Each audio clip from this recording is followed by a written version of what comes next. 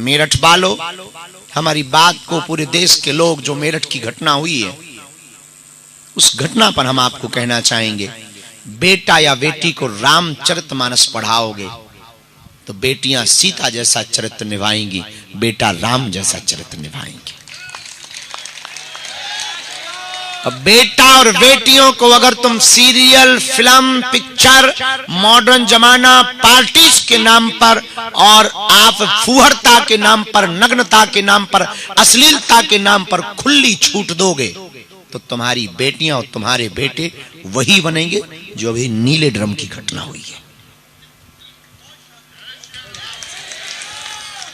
और इसका पूरा का पूरा कारण हमारे समाज से घटते हुए संस्कार।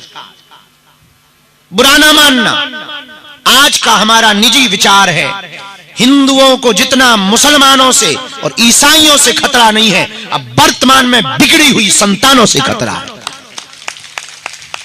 मेरठ की घटना ने यह बताया है, जितना हिंदुओं को मुसलमानों से खतरा नहीं है। मुसलमान जो भी करते हैं वो खुलकर करते हैं, डराने के लिए, जनसंख्या घटाने के लिए। पर इस प्रकार की घटना ने हिंदू समाज के संस्कारों के ऊपर कीचड़ उछाड़ा है। जो अभी घटना हुई, मुस्कान नाम था,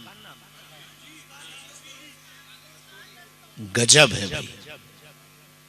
नाम में तो मुस्कान, पर काम शैतान का, हैवान का, और एक पूरे परिवार की मुस्कुराहट को गायब कर दिया। इसका मूल जड़ है, हम अपनी संस्कृति से भटक रहे, हम अपनी सनातनी परंपरा से भटक रहे, हम अपने संयोजित परिवारों से भटक रहे।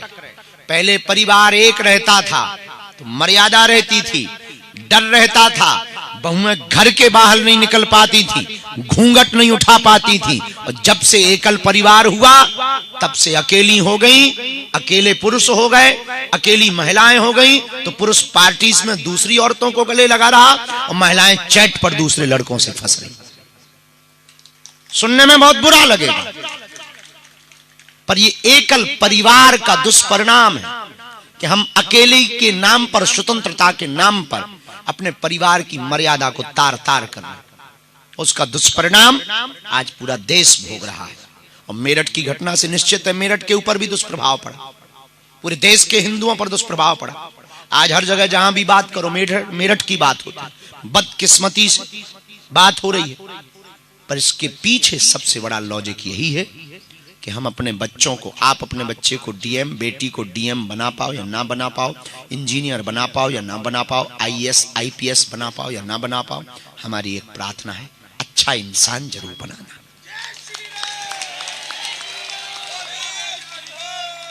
बेहतरीन संस्कारवान, चरित्रवान आप इंसान जरूर बनाना। अगर ये नहीं बनाओगे तो अब वो जो बच्चा मरा है, मर्चेंट नेवी में था, क्या कर लिया उसने, क्या कर लिया, और क्या कर लिया उसकी पढ़ाई ने। किसी ने बहुत ऊंची बात कही कि मैं दुश्मनों से तो लड़ सकता हूं, पर अपने ही दुश्मनी कर लें तो भला क्या दबा लूं। इसके पीछे सिर्फ एक ही कारण है, घटते हुए संस्कार, बढ़ती हुई पाश्चात्य संस्कृति की विरासतें और पश्चिम देशों का दुष्प्रभाव, बॉलीवुड का दुष्प्रभाव, सीरियलों का दुष्प्रभाव, नग्नता और फूहड़ता परोसी जा रही सोशल मीडिया पर, उसका दुष्प्रभाव, जिसके परिणाम स्वरूप हमारा समाज और हमारे समाज के बच्चे समय के पहले बहुत आगे जा रहे हैं, विचारों में भी, सोचों में भी और कर्तव्यों में भी। समय के बहुत आगे निकलना भी घातक होता है। बुद्धि से आगे निकलना ठीक होता है, पर समय से आगे कामों में निकलना बहुत घातक भी होता है। अच्छा भी होता है तो घातक भी होता है। शक्ति का सदुपयोग दुरुपयोग आप दोनों कर सकते हैं। तो ये जो घटना हुई है, इस पर हम फिर से हम आपको प्रार्थना करें। रात्रि काल में आप बैठे हैं बहुत देर से, एक बहुत करबद्ध निवेदन है, 24 घंटे में से मात्र 1 घंटा अपने परिवार के बच्चों के लिए निकालिए और रामचरितमानस के साथ निकालिए। आप 18 घंटे वर्क करिए, 6 घंटे सोइए, 5 घंटे सोइए, हो गए 23 घंटे, पर 1 घंटा अपने बच्चों को दीजिए और रामायण के साथ दीजिए। आधार रामचरितमानस का बनाइए। रामचरितमानस पढ़ेंगे तब बच्चे बढ़ेंगे, तब वो सीखेंगे कि भाई भाई के लिए संपत्ति को त्यागना पड़े तो त्याग देना चाहिए। और पत्नी का धर्म क्या है वो भी रामचरितमानस सिखाती। और पति का धर्म क्या है वो भी रामचरितमानस सिखाता। भाई का धर्म क्या है वो भी रामचरितमानस सिखाती। पिता का धर्म क्या है वो भी रामचरितमानस सिखाती। राजा का कर्तव्य क्या है वो भी रामचरितमानस सिखाती। प्रजा कैसी होनी चाहिए वो भी रामचरितमानस सिखाती। मल्टी टैलेंटेड है, कोई भी ऐसी शिक्षा नहीं जो आप रामायण से नहीं ले सकते। और शत्रु का भी धर्म क्या है वो भी रामचरितमानस सिखाती।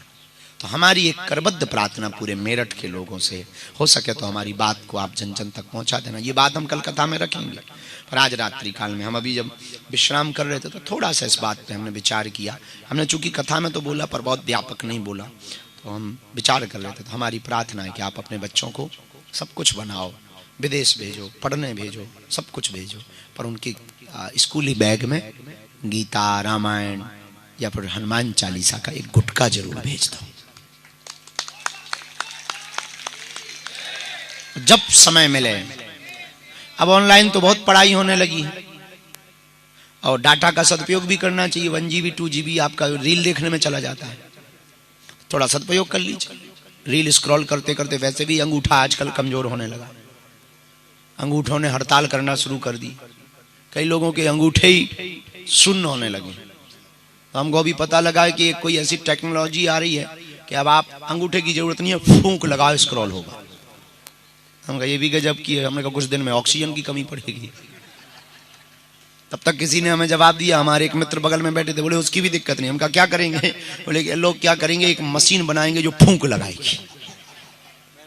ये भी गजब है। आजकल आदमी इतना मशीनरी हो गया है कि बॉडी का, शरीर का कोई काम ही नहीं बचा है, दिमाग का तो काम ही नहीं है। पहले पूरे गांव भर के नंबर याद होते थे, अब आजकल खुद का नहीं होता है। वो भी जाकर के व्हाट्सएप में आप वाला देखते हैं और चेक कर देंगे अपना नंबर कौन सा है। बड़ी आफत है। पहले के पूरे गांव भर के नंबर याद, नाम याद, कल क्या करना है, परसों क्या करना है। अब आजकल तो सब मोबाइल को याद है, वो भी रिमाइंडर देता है। और क्या गजब के लोग हैं, 4 बजे 10 बजे का अलार्म डाल देते हैं, सुबह 6 बजे उठेंगे, 8 बजे उठेंगे, और जब वो बजता है तब ऐसे लगता है जैसे आतंकवादी पीछे लग गए। हाँ, अब उसको बंद करके सोने का अलग मजा है। अलार्म बज रहा हो फिर बंद करो फिर सो, ऐसे लगता है जैसे बम डिफ्यूज कर दिया। हाँ, ऐसे लगता है जैसे बम डिफ्यूज कर दिया। हाँ, बहुत मजे के साथ सोते। और ज्यादा नींद तब आती, अलार्म बंद करने के बाद जितनी गहरी नींद आती है वो पहले नहीं आती। इसलिए हमारी प्रार्थना है आप लोगों से, बहुत करबद्ध प्रार्थना है, मोबाइल का सदुपयोग करिए, डाटा का सदुपयोग करिए। 1 घंटा बच्चे बाहर रहते, विदेश में रहते, निकालिए, उनसे कहिए पढ़िए खूब और पौड़िए खूब, दौड़िए खूब, पर 30 मिनट आप मोबाइल पर निकालो। और 30 मिनट में हमारे संस्कार क्या हैं, हमारी संस्कृति क्या है, हमारे आदर्श क्या हैं, हमारा भारत क्या है, हमारे खानदान के संस्कार क्या हैं, उनको जरूर बार बार repeat to repeat to repeat to repeat बताओ। रसरी आवत जायते सिल पर परत निशान, बार बार रस्सी खींचने से कुआं की पाड़ पर पड़े हुए पत्थर में निशान बन जाते हैं, तो तुम्हारे बच्चा या बच्ची के दिल में भी संस्कारों के निशान पड़ जाएंगे। मेरठ में तो ज्यादा जरूरी है, यहाँ के तो लोग ही महान होते हैं, बहुत महान होते हैं। नहीं हम गलत थोड़ी, हम भी यहाँ पूर्व जन्म में थे। आप क्या समझते हो? हाँ थे, घंटा घर में रहते थे अपन। एक बार किराए के मकान लेने के लिए, कमरा लेने के लिए हम मेरठ आए थे। बोले कि हमने कहा कमरा कितने में? बोले 550। हमने पैसा जमा कर दी, भयंकर चूहे इधर से उधर दौड़े। हमने कहा यार कैसा कमरा है, इधर उधर चूहे दौड़ रहे हैं। बोले 550 में क्या घोड़ों की दौड़ देखोगे? चूहों की ही दौड़ दिखाई पड़ेगी। फिर हम समझ गए मेरठ में फिर आ गए। मेरठ वैसे ही महान है, मेरठ के लोगों से कोई जीत थोड़ी सकता है। तो बस आज रात्रि काल में हम प्रश्नोत्तरी का संवाद प्रारंभ करते हैं। प्रश्नोत्तरी के संवाद में बहुत गंभीरता से 1-2 बातें सुन लें पहले, फिर हम शुरू कर रहे हैं। कल दरबार है, आज आप केवल आध्यात्मिक प्रश्न करेंगे, धर्म से संबंधित, हनुमान जी से संबंधित, सनातन से संबंधित, हिंदुत्व से संबंधित, केवल इन्हीं प्रश्नों को आप पूछेंगे।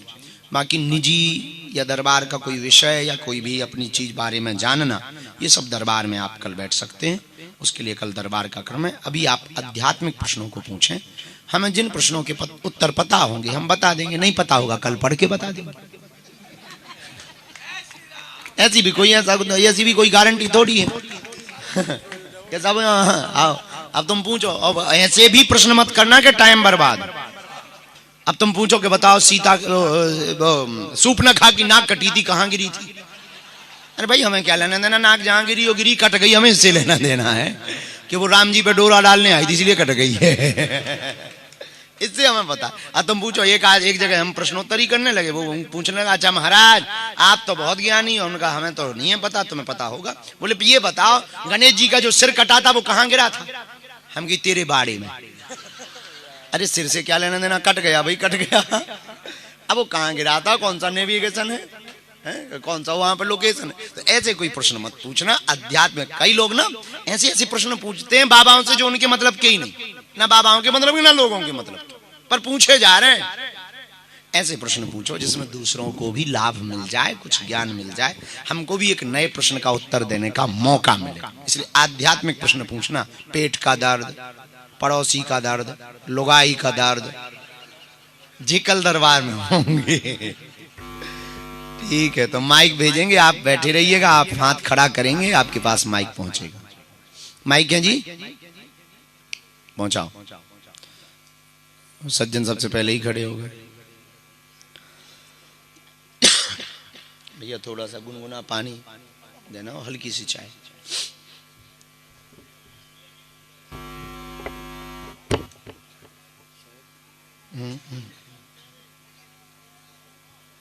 पहुंचा दीजिए ना जी।